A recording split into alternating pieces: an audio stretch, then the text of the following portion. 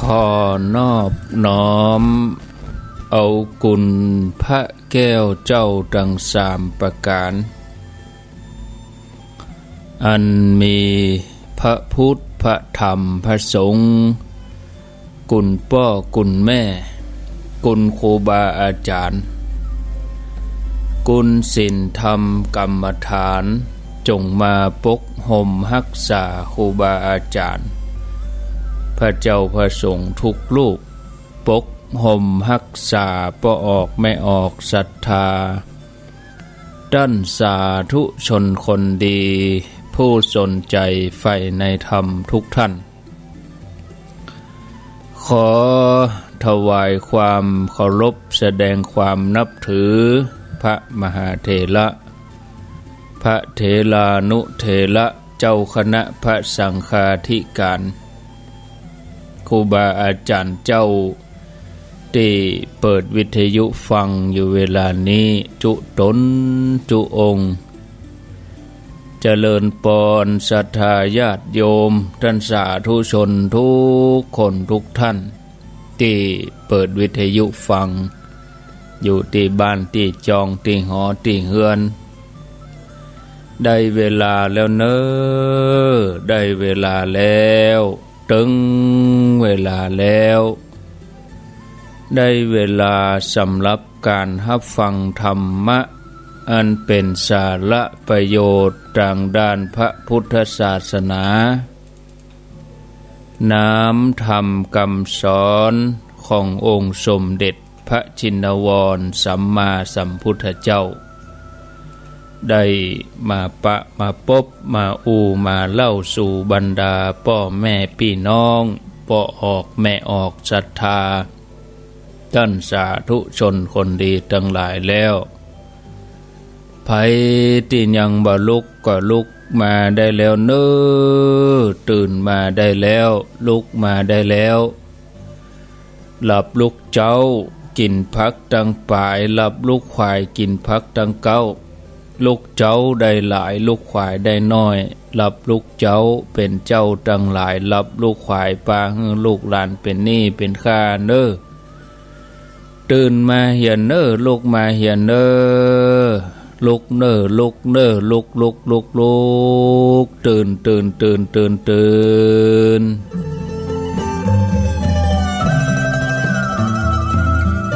ื่นได้แล้ว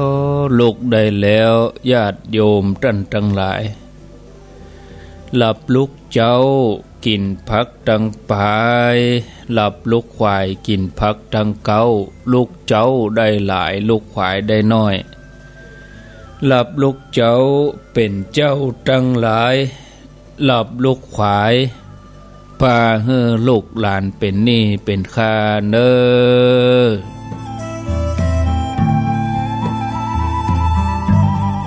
อรุณสวัสดิ์ธรรมะสวัสดีสวัสดียามเจ้าญาติโยมท่านผู้ฟัง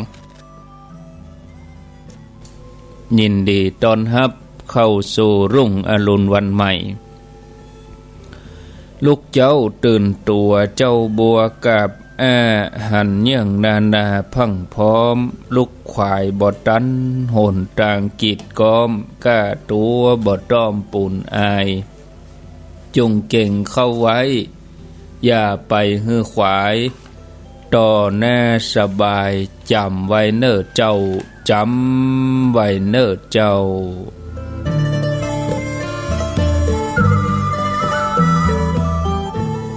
อรุณสวัสดิ์ธรรมะสวัสดีสวัสดียามเจ้าของวันศุกร์ที่11เดือนธันวาคมพุทธศักราช2563วันนี้เป็นวันเดือน3เหนือแฮม11ค่ำถ้าเป็นดังเดือนใต้ก็เป็นเดือน1เนาะเป็นเดือน1เดือนตั้งใต้เดือนอ้ายเดือน1ตั้งเหนือเฮานี่เป็นเดือน3เดือน3เหนือแฮม11ค่ำ พ ล่ำว่าเป็นวันศุกร์มาพบกับญาติโยมท่านสาธุชนท่านผู้ฟังทั้งหลายในรายการเสียงธรรมแสงอรุณเป็นประจำทุกวันศุกร์เวลาตั้งแต่ตี 5นี้เป็นต้นไปแล้วแถมสักกรรมประมาณ6 โมงก็จะตัดสัญญาณไปภาคสนามถ่ายทอดเสียงให้ศรัทธาญาติโยมได้ฟังที่ 104.5 นี่ก็ถ่ายทอดตลอดวันค่ำจนถึงฮอดเมื่อคืนบึดเปิ้นก็จะถ่ายทอดให้ฟังเหมือนกันญาติโยมจะติดตามฟังก็อยู่ที่บ้านก็รับฟังได้ตลอดทั้งวันนี้งานกิจกรรมที่วัดปักตังเจริญก็เชิญติดตามรับฟังกันได้มาปะกันเป็นช่วงเวลาที่หมอกพอดีอากาศยามเจ้านี่ญาติโยมท่านผู้ฟังเย็นสบายตอนนี้ก็ตัง104เปิ้นก็เกาะสัญญาณฮื้อแล้วตั้งแต่ตี 5มาแล้วก็ขอบคุณท่านอาจารย์สมุวิสุวัตรวรกิจโจได้อนุเคราะห์เชื่อมสัญญาณคือตั้งแต่เวลาตี 5เป็นต้นไปแล้วก็ขออนุโมทนาขอบคุณกับตังรายการปกติรายการแต่ละช่วงเวลาที่วันนี้เปิ้นได้ยกยอดเวลาฮือกับการถ่ายทอดก็ต้องขออนุโมทนาตัวติดตามรับฟังกันไปอาตมาจะอู้ธรรมะให้ญาติโยมทั้งหลายได้ฟังก็ขออนุโมทนากับสถานีวิทยุแต่ละที่แต่ละแห่งโดยเฉพาะที่ FM 104.50 นี่เป็นแม่ข่ายตอนนี้ได้เกาะลิงสัญญาณออกไปตัวแล้วก็จะทำหน้าที่เป็นสถานีแม่ข่ายเชื่อมสัญญาณให้ศรัทธาญาติโยมท่านทั้งหลายได้รับฟังกันญาติโยมท่านทั้งหลายความทุกข์ยากลำบากเป็นสิ่งที่สรรพสัตว์ต่างบ่ปรารถนาแม้บางคนจะมั่งคั่งด้วยทรัพย์สินเงินทองยศถาบรรดาศักดิ์แต่ยังต้องทุกข์ใจในหลายเรื่องบางคนเพียรแสวงหาความสุขทั้งชีวิตแต่ก็ยังบ่พบความสุขที่แท้องค์พระสัมมาสัมพุทธเจ้าพระองค์ทรงค้นพบว่าหนทางที่จะนำไปสู่ความสุขอันเป็นอมตะนิรันดร์คือต้องทำใจให้หยุดนิ่งให้ใสบริสุทธิ์ถึงจะหลุดพ้นจากเหตุแห่งทุกข์หลุดพ้นจากความบ่ฮู้คืออวิชชากลายมาเป็นผู้ที่ฮู้แจ้งการฝึกฝนจิตใจให้หยุดนิ่งเป็นวิธีที่ดีที่สุดสำหรับชีวิตของผู้ที่ปรารถนาความฮู้แจ้งการที่ปฏิรูปประเทศวาโสคือการอยู่ในถิ่นที่เหมาะสมหมายถึงถิ่นที่มีสิ่งแวดล้อมที่ดีบ่เป็นพิษเป็นภัยแก่ร่างกายแก่จิตใจบ่เจ้าแต่นั้นก็ยังสนับสนุนให้ผู้อยู่อาศัยสามารถประกอบกิจการงานอันเป็นสัมมาอาชีพเมื่อเจริญก้าวหน้าได้โดยง่ายแล้วก็สร้างสมคุณงามความดีให้เต็มที่โดยเฉพาะถิ่นที่เหมาะสม ต่อการสร้างบารมี ซึ่งบ่ได้มาง่ายๆต้องอาศัยบุญวาสนามาในปางก่อนที่เคยสั่งสมไว้ดีแล้วประกอบกับการอธิษฐานที่ตั้งใจในความปรารถนาขอให้ได้บังเกิดในประเทศที่มีพระพุทธศาสนาประดิษฐานเกิดในครอบครัวที่ห่มกินห่มทานสังคมที่เป็นสัมมาทิฏฐิจะได้สั่งสมบุญได้อย่างสะดวกสบายการเกิดในบวรพุทธศาสนาถือว่าเป็นปฏิรูปประเทศเป็นอุดมมงคลเพราะว่าได้ทัศนานุตริยะคือการหันอันประเสริฐหันพระรัตนตรัยได้รักษาศีลสมาธิได้เจริญปัญญามีโอกาสบำรุงพระพุทธศาสนาได้การระลึกอันประเสริฐคือหัวใจผูกพันอยู่กับพระรัตนตรัยทำให้บ่ประมาทในชีวิตบ่เท่าแต่นั้นเป็นเหตุให้ได้ที่เปิ้งอันสูงสุดอันนั้นก็คือการเข้าถึงพระรัตนตรัยในปัจจุบันญาติโยมทั้งหลายก็ลำพึงลำพันกันว่าจะทำบุญอะไรยังก็ทำได้บ่เต็มที่เพราะติดขัดหลายๆอย่างบางทีก็ไปอยู่ในแวดวงของคนที่บ่มีความศรัทธาบ่มีความเลื่อมใสบางท่านมีครอบครัวอยู่ห่างจากวัดจากวามาวัดก็บ่สะดวกจะใส่บาตรพระเจ้าประสงค์ก็ยากหาพระจะบิณฑบาตผ่านหน้าบ้านก็บ่มีบางทีแม้มีทรัพย์สมบัติมีพระสงฆ์องค์สังฆเจ้ามาแต่ครอบครัวก็บ่สนับสนุนห้ามทำบุญฮือทานห้ามไหว้พระห้ามสวดมนต์บางรายถึงขั้นครอบครัวบ่ยอมฮือมาวัดมาวาก็มีที่เป็นอย่างนี้ก็เพราะว่าการที่บ่อยู่ในถิ่นฐานที่เหมาะสมปฏิรูปประเทศก็เลยอย่าให้การสร้างบุญสร้างกุศลนั้นติดขัดแต่สำหรับศรัทธาญาติโยมท่านสาธุชน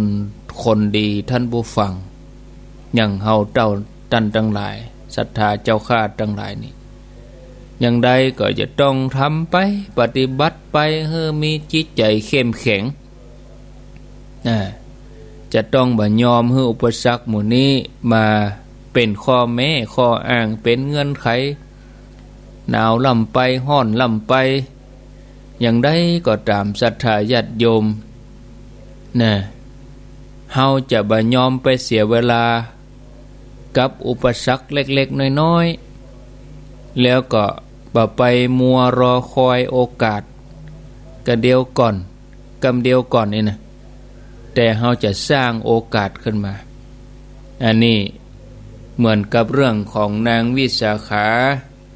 ที่พ่อแม่ศรัทธาเคยได้ยินได้ฟังมานี่ศรัทธาญาติโยม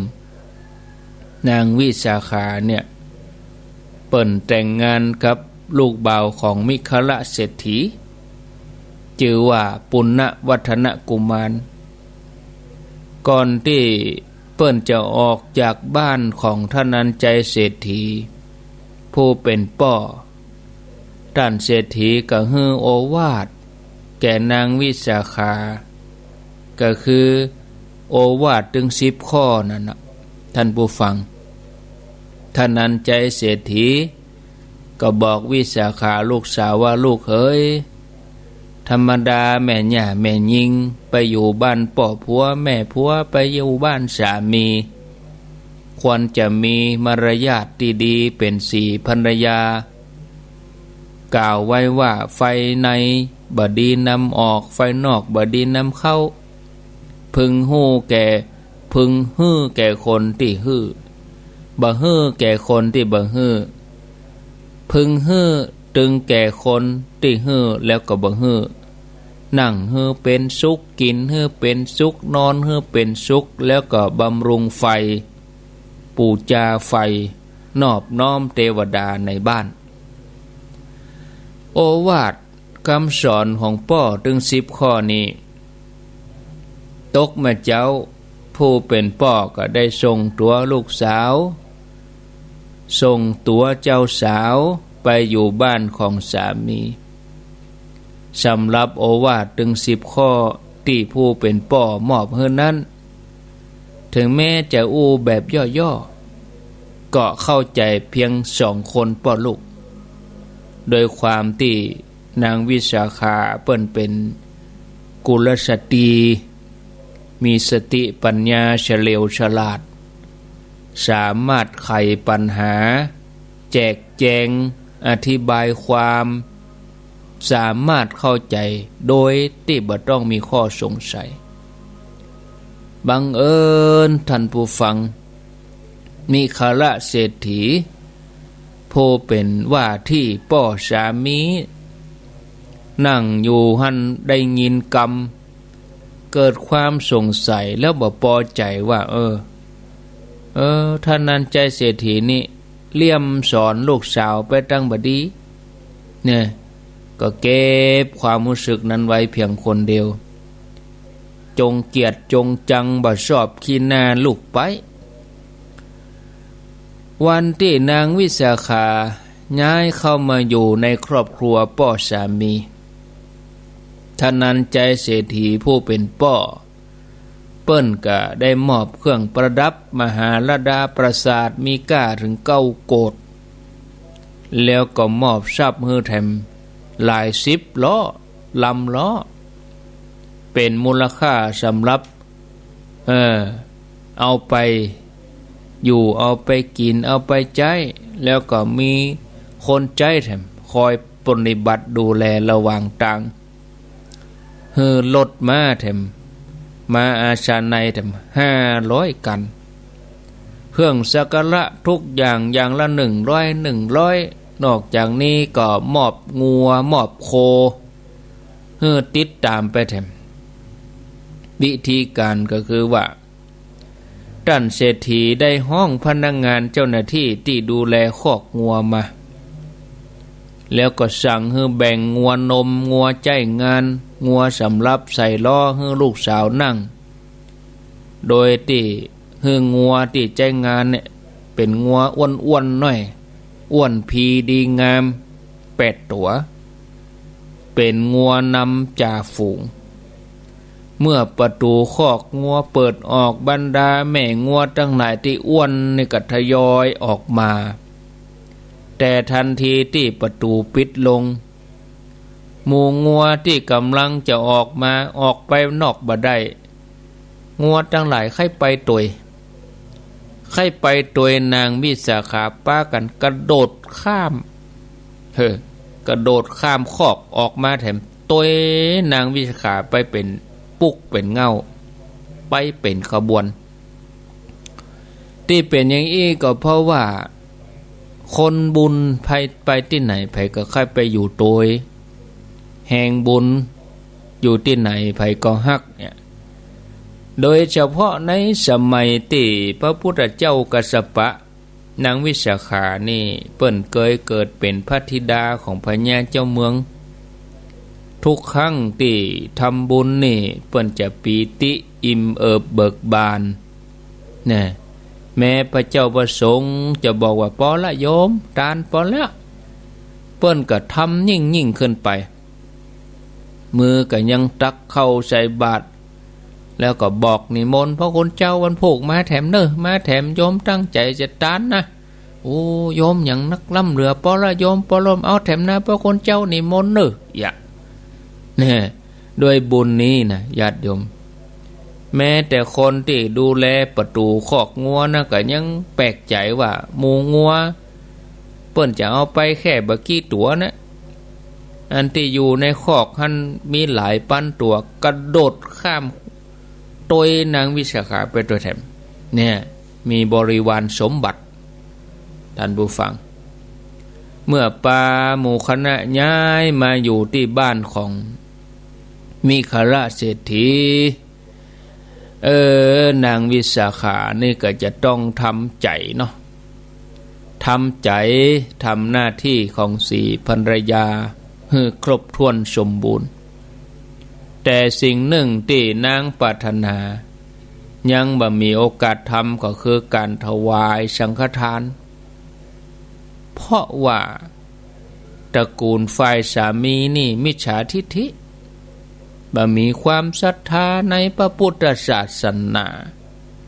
แต่ไปศรัทธาในลัทธิสีเปยเนี่ยสีเปยเป็นอรหันต์นี่หรอแต่เนื่องจากนางวิสาขานี่เป็นผู้มีปัญญาเนี่ยเมื่อไปอยู่ในแวดวงแวดล้อมของผู้ที่นับถือพุทธศาสนาเปิ้นก็พยายามหาทุกวิถีทางทำบุญจนได้เปลี่ยนความเชื่อถือของพ่อแม่สามีรวมไปจนถึงข้าทาสบริวารให้มานับถือพุทธศาสนาแถมตัวท่านผู้ฟังญาติโยมสำหรับหมู่เฮาเจ้าข้าทั้งหลายเกิดมาได้พบพระพุทธศาสนามีครอบครัวเป็นสัมมาทิฏฐิเคารพในพระรัตนตรัยขอให้ใจโอกาสที่ดีนี้สั่งสมบุญบารมีให้เต็มที่จะไปให้โอกาสดีๆนี่ผ่านไปโดยเปล่าประโยชน์อย่าประมาทชะล่าใจ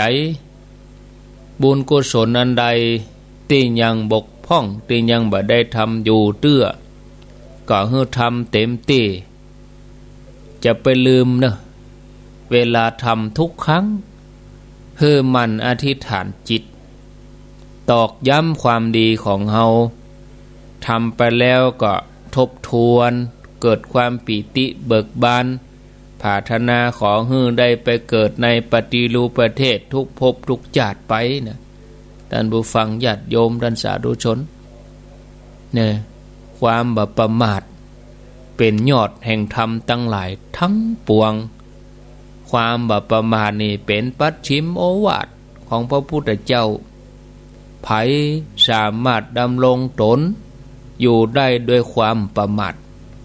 คนนั้นได้ชื่อว่าได้อมตะธรรมบ่มีวันตายจากความดีแต่ถ้าใช้ชีวิตอย่างมัวเมาประมาทเลินเล่อชีวิตของผู้นั้นก็เปรียบเหมือนผู้ที่ตายแล้วเกิดมาก็บ่มีสาระแก่นสารอันใดความบ่ประมาทครอบคุมความดีไว้ทุกอย่างเพราะถ้าเฮาประมาทเฮานักแน่นอยู่ในใจเฮาก็จะใจชีวิตให้มีคุ้มค่าสมบูรณ์บริบูรณ์ทุกอย่างแหล่งต้นแห่งความประมาทคือสติคือการรู้จักใจสติมีใจในการที่จะพิจารณาแยกแยะท่านผู้ฟังญาติโยมท่านทั้งหลายอันนี้ก็ขอฝากพ่อแม่ศรัทธาญาติโยมท่านทั้งหลายไว้นะโอกาสต่อไปวันหน้าวันตาก็หวังใจว่าจะได้มาปะมาพบท่านผู้ฟังกันแถมในโอกาสดีๆอย่างนี้วันนี้ตีห้าเราก็ได้ฟังกันครบถ้วนทั่วหมดเลย104เปิ้นก็เริ่มถ่ายทอดตั้งเวลานี้ไปแล้วเดียวแห่งสักกรรม6 โมงอาตมาภาพก็จะตัดเสียงไปตังภาคสนามตุลุงชัยวัฒน์เปิ้นก็บัดนี้เปิ้นออกรายการตีห้าเปิ้นลาไปทำภาระธุระก็เดียว5 โมงเกิงรถก็ไปฮับ6 โมงก็มาถึงนี่พอดีก็เดียวก็จะได้หันทั้งภาพและเสียงเนาะศรัทธาญาติโยมทั้งภาพและเสียงก็ช่วงวัน2 วันนี่ก็อาตมาภาพก็บ่ได้เข้ารายการอย่างสม่ำเสมอเนาะบ่ได้เข้ารายการดีวันก่อนนะก็วันค่ำแต่ว่านี่เป็นวันค่ำแต่ว่าวันก่อนนี่รับ3 ทุ่ม 4 ทุ่มแต่คืนนี่รับ 11 โมงเที่ยงคืนก็งานก็ 90% เนาะวันนี้ก็จัดเก้าอี้เฮียกวาดหันกวาดนี่เพียวหันนี่น้อยก็จะสมบูรณ์ละนะก็ยินดีต้อนรับท่านผู้ฟังญาติโยมทั้งหลายวันนี้มาสืบยัตตาไผที่บ่ได้มาก็เปิดวิทยุฟังอยู่บ้านเนาะตอนที่เปิ้นไหว้เปิ้นสาก็เฮาก็ไหว้พระไหว้หยังโดยตอนที่เปิ้นสืบยัตตาเฮาก็ฟังสมาธิไปโดยเหมือนเฮาอยู่ในงานพอภาพไปโดยก็ได้นะอันนี้เป็นนาบุญเนาะที่เฮามีสถานีเครือข่ายเจ้าหมู่นี่มีเจ้าหมู่เดียวกันสถานีที่เปิ้นสนับสนุนเผยแผ่พระพุทธศาสนาวัฒนธรรมประเพณีเนี่ยตัววัฒนธรรมประเพณีการสืบจัตตาการวัดกันว่านี่ล้วนแล้วแต่เป็นด้านการศาสนาและวัฒนธรรมอย่างหนึ่งวัฒนธรรมการกินวัฒนธรรมการอยู่เฮาก็จะได้ฮู้ได้หันว่าจารีตเฮ็ดห้อยตั้งเพเปิ้นเป็นจังไดตั้งปุ้นเป็นจังไดอีกตั้งโดยรอเปิ้นเนี่ยกันจังไดเปิ้นปฏิบัติกันจังไดอีนะวันนี้ก็เสมือนว่าเฮาได้ร่วมงานได้อยู่ด้วยกันเนาะถึงแม้บ่ได้มาอยู่ที่บ้านก็ยกมือไหว้สาเนอะพ่ออุ้ยแม่อุ้ยเนอะได้บุญด้วยกันส่วนท่านที่ตั้งใจจะมาบอกว่าจะมาสืบจัตตามาห่วมงานมาตั้งลงทานบางคนก็กะเกียมละนี่ลูกปอขณะไปกัดไปยังขวัญขวายกุลีกุจอเป็นบุพเจตนาบุญเกิดสุขใจม่วนใจได้มาได้แจกทานคนเปิ่นมากินมาว่าม่วนอกม่วนใจสุขอกสุขใจเนาะก็ขออนุโมทนาบุญโตยศรัทธาญาติโยมก็ปีนี้นี่จัดเป็นปีที่12แล้วญาติโยมเผอกำเดียวบ่ได้เนาะ12ปีแล้วนี่โอ้ถ้าว่าอันเป็นละอ่อนนี่ป้อใหญ่แล้วกะเนาะโอ้12ปีสำหรับอันงานนะงานอิติปิโสนี่นะโอ้12ปีก็อิติปิโสเมื่อก่อนนี่ก็ปีที่ผ่านมานี่ก็นิมนต์พระปริวาสเปิ้นมาเนาะเพราะว่าม่อนฤาษีนี่เปิ้นมีปริวาสวันที่12แล้วก็วันที่11นี่ก็นิมนต์มาสวดนั่งแวดธาตุ300-500 ตนแต่ปีนี้นี่ม่อนฤาษีเปิ้นขอเว้นของดอิติปิโสก็เลยจะต้องทำอยู่แต่ก็ใช้พระสงฆ์ประมาณ20 กว่ารูปเนี่ย20 กว่าตนแล้วก็หมู่เฮาศรัทธาเฮานี่ก็สวดกันนะท่านผู้ฟังญาติโยมก็เชิญชวนกันมาร่วมกันเนาะบางท่านก็สะดวกมาเมื่อเจ้าบางคนก็สะดวกมาเมื่อแลงมาง่ายก็ไปทำการทำงานเนาะเสร็จเรียบร้อยเมื่อแลงเลิกงานแล้วก็มาพิธีจะเริ่มเวลาประมาณเฮามาถึงเฮาก็มากินข้าวแลงดีก็ได้5 โมงแลง6 โมงกินข้าวแลงลงทานมีเปลือเนอะมากินข้าวแลงลงทานนี่มีตลอดวันค่ำมาตอนก็มีขวายมาอยากกินข้าวก็มากินตอนมาก็กินค่ำมาก็กินข้าวแลงเรียบร้อยแล้วต้องอิ่มแล้วบ่ก็มาสวดมนต์สวดอิติปิโส108เอาบักกรรมมาตวยเอาหมวกมาตวยบางคนที่ตากเหมยมาได้ก็อยู่ในห่มบางคนที่ตากเหมยได้สักน้อยก็อยู่กลางแจ้งอันนี้จะไปอยู่ในถาดพุ่นศรัทธานี่ไปอยู่ในขวงถาดพุ่นเลย จะเอาเก้าอี้ยองไว้คือมดสถานนั่งแวดในขวงถาดท่านเลยจันบนนั่นจะเป็นพระเจ้าพระสงฆ์นะจันลุ่มนั่นก็จะเป็นศรัทธาญาติโยมเขานะก็ขอเชิญชวนเด้อท่านผู้ฟังนะไปสวดอิติปิโส108ธรรมจักรปวัตนสูตรแล้วก็ฟังเทศวันนี้ท่านสาธิตธีระปัญโยสถาบันธรรมพิวัตรศพเตินแม่เหมาะท่านสาธิตเปิ้นจะมาแสดงธรรมในวันนี้เนาะแล้วเนาะโอจากันมาก็พอสมควรเวลากันเดียว6 โมงก็จะตัดสัญญาณตัดสัญญาณไปตังภาคสนามเนาะศรัทธาญาติโยมท่านทั้งหลายใครจะอู้จะจาก็ขอเจริญพร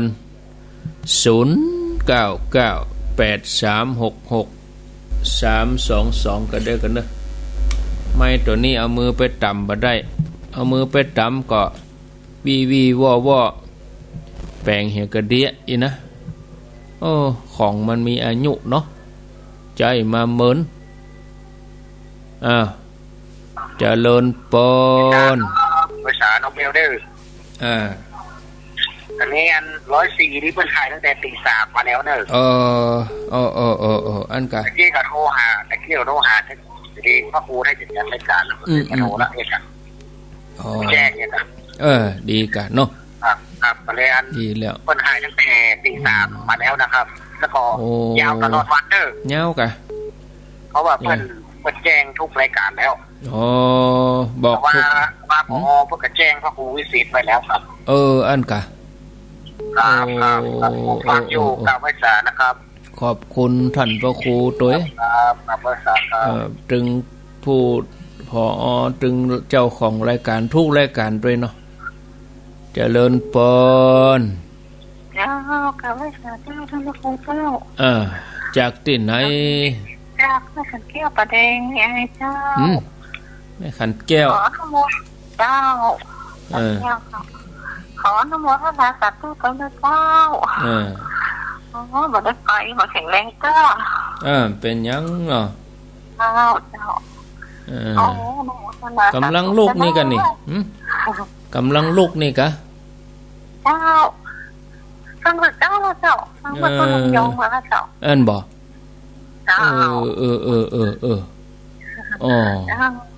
ยินดีนะนึกอยู่ดีมีสุขสาธุเจริญพรเจริญพรไม่จากเจ้าท่านพระครูจากที่ไหนหนองบัวชัยการเจ้าได้ยินทีก็เจ้าชัดเจนดีเจ้าไปแล้ว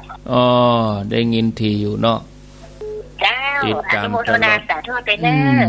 อนุโมทนาเจ้าเจริญพรครับกะไว้สาครับบุญธรรมบุญธรรมบ้านโป่งหนองครับผมออกเดินทางกี่โมง7 โมงครับเหมาะดีพอดีอยู่ตันอยู่เนาะตันปะเลอะ7 8 9มาถึงเพกับประมาณสัก9 โมง 10 โมงครับบ่เกิน10 โมงบ่เกิน10 โมงก็9 โมงครึ่งจะเริ่มพิธีก็ได้อยู่นะมาถึงครับโมทนาครับกะไว้สาครับรถนี่คือเข้าตั้งหลังวัดมดเด้อรถนะถ้าเข้าตั้งหน้าบ่ได้เข้าตั้งหลังมดเจริญพรจากที่ไหนผมปหลวงน้อยนะครับปหลวงน้อยเรื่องความทุกข์ผมจะเล่าให้ท่านชั้นๆเยอะกำเนาะเรื่องความทุกข์ความยากนี่นะเอาว่าเลยว่าไปเลยมีกระต่ายฝูงหนึ่งมาประชุมกันอันมีท่านอย่างนี้เรียกว่ากระต่ายกระพบกระต่ายฝูงนี่กันว่าจะไปโดดน้ำตาย ลูกมาเขาพยายามลบฝนลบจับปะวันนี้ผมวิ่งไปหาวิ่งไป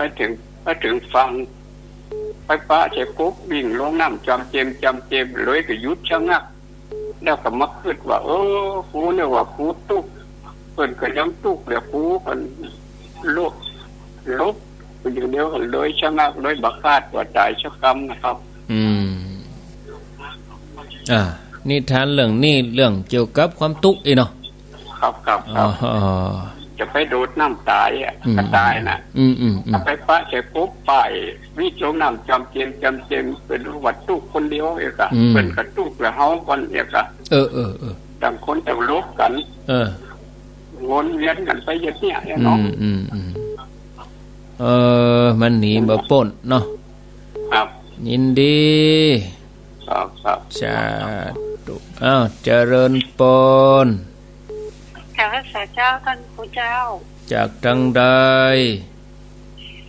เลี้ยงแปดเป้าวันทั้งสามเจ้าอยู่ในขมูลแม่คำมูลชัดดีกาโมทนาบุญเกิดเนื้อชัดดีเนาะ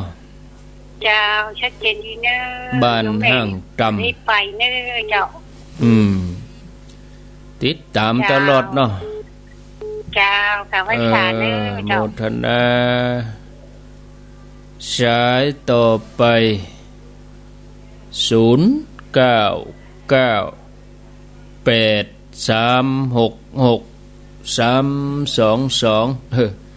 แต่กี้ไผโทรหาตุลุงบอกเบอร์มันกะ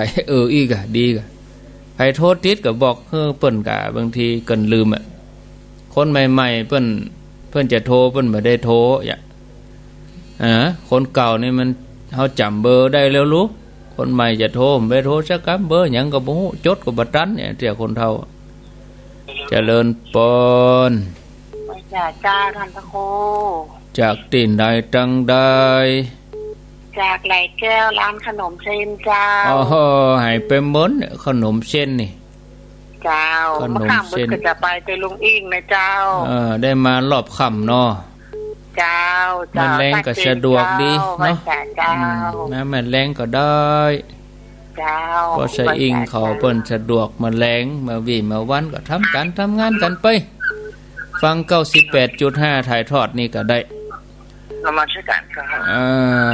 จากดังใดเจ้าจากกันฝางเจ้าเมืองฝางเจ้าไม่มูลเจ้าฝางไม่แล้วก็โทรกันไปซื้อหรือว่า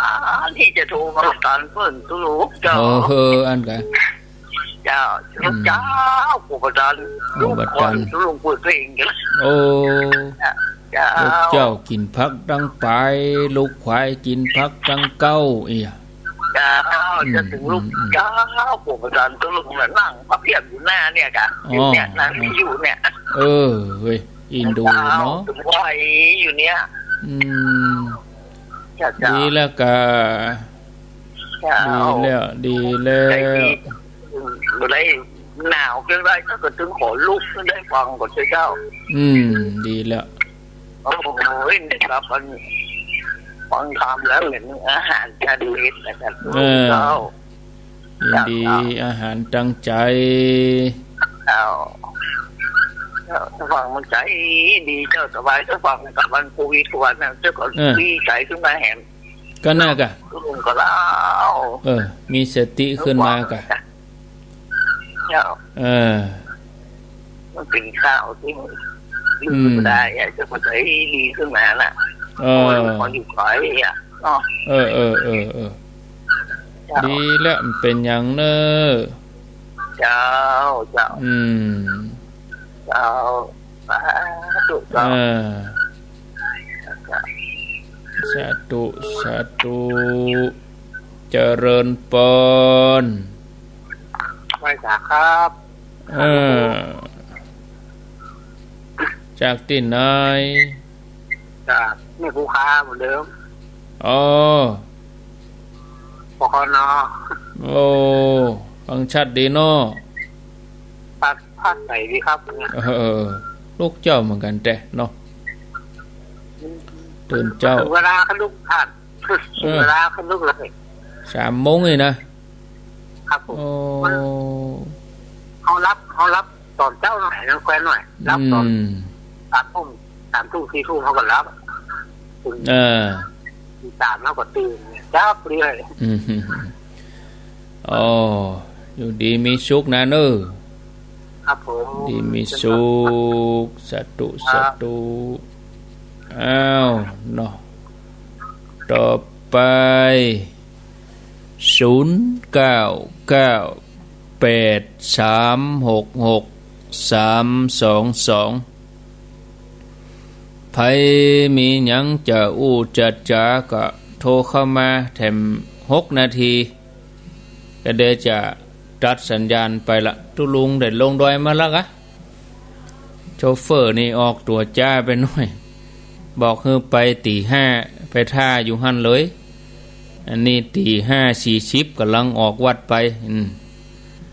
จะเลินปนอาตมาก็จะต้องไปทำงานอย่างอื่นเนาะจากที่ไหน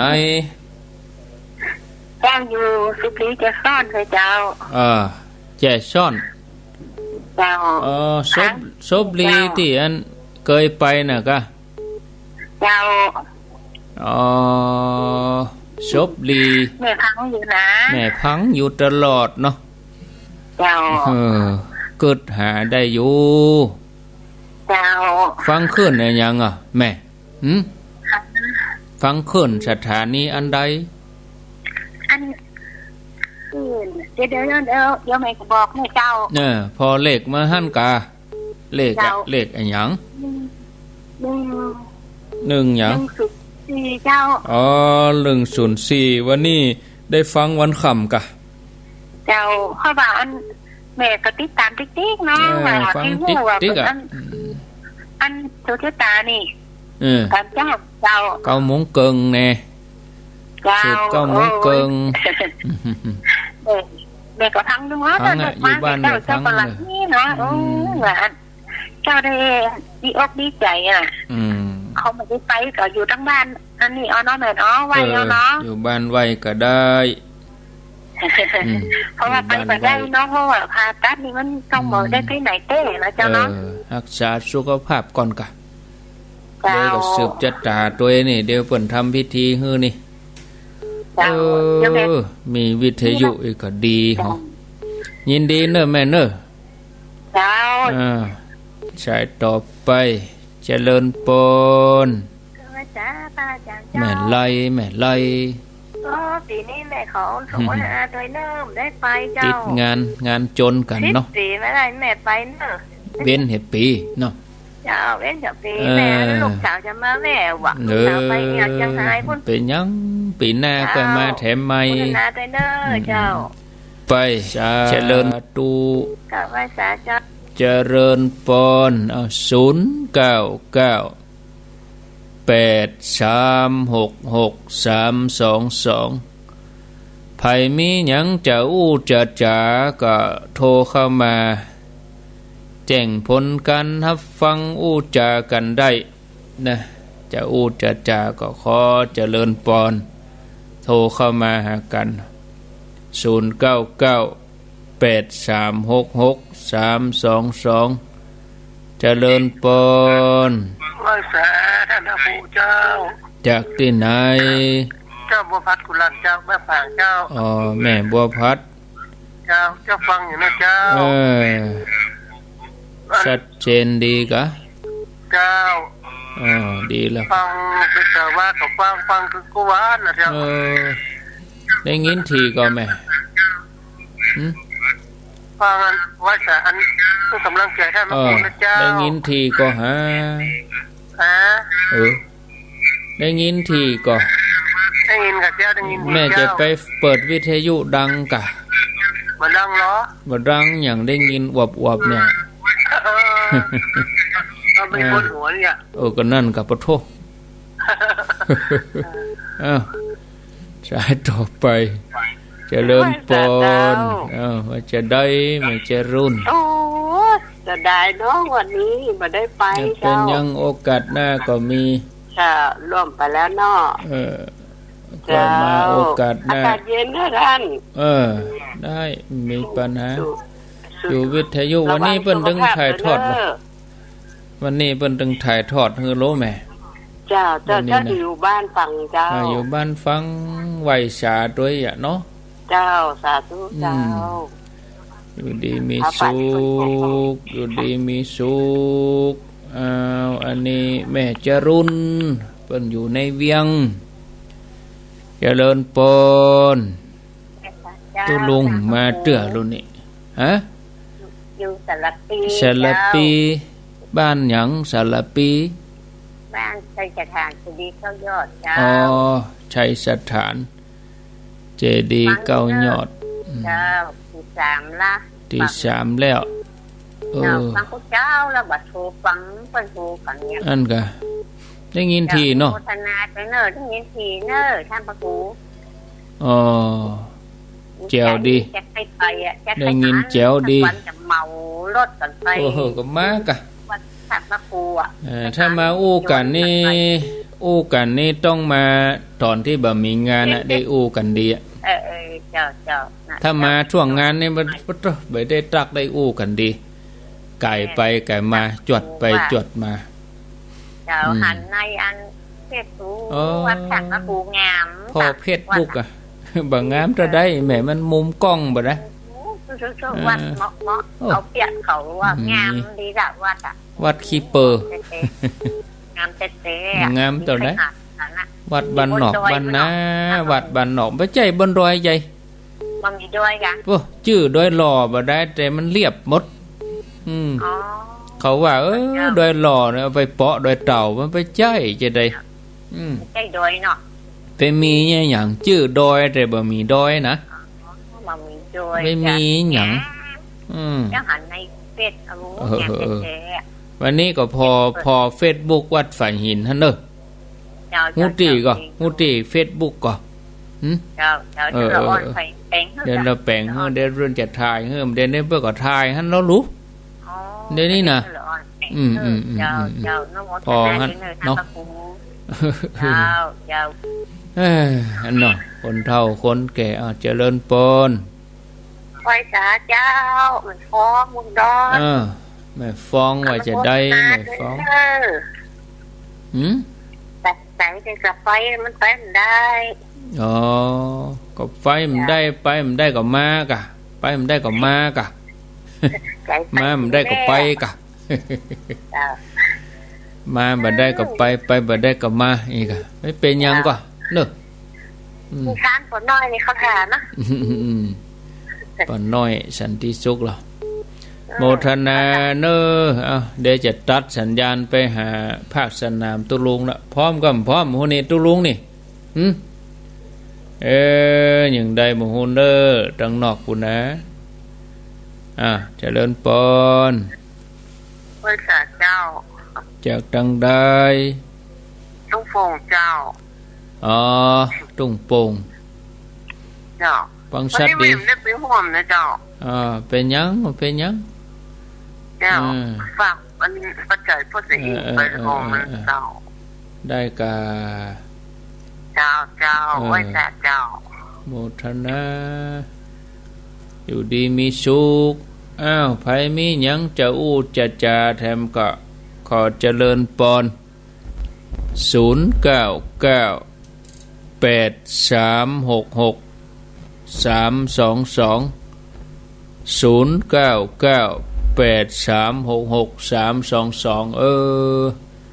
จะไปทำงานอย่างด้านอื่นก็ไม่ได้ไปแล้วเนี่ยล็อกวันนี้เหรอ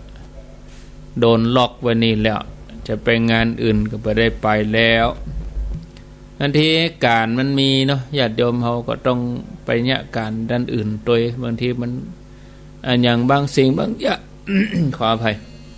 บางสิ่งบางอย่างเล็กๆน้อยๆขาดตกบกพร่องก็ต้องไปตรวจไปพ่ออย่างแต่ว่าบาตรน้ำมนต์มันอยู่ในห้องเก็บของบอกยกบาตรน้ำมนต์มาก็โยกมาเห็ดเตะ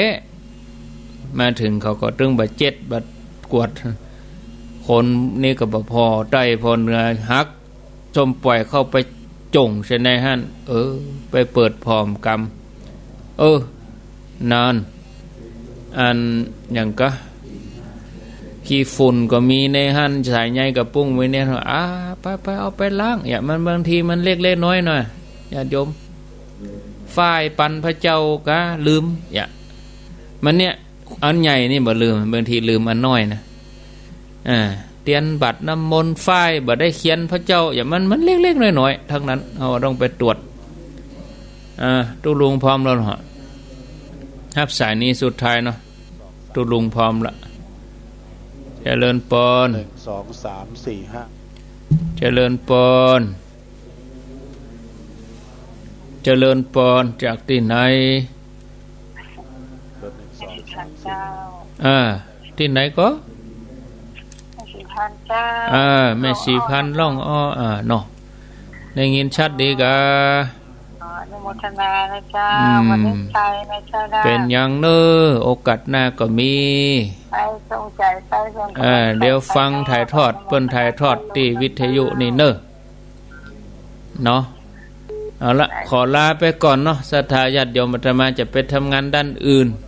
ตรวจตราความเรียบร้อยเล็กๆคนก็ทยอยมาแล้วเนี่ยดู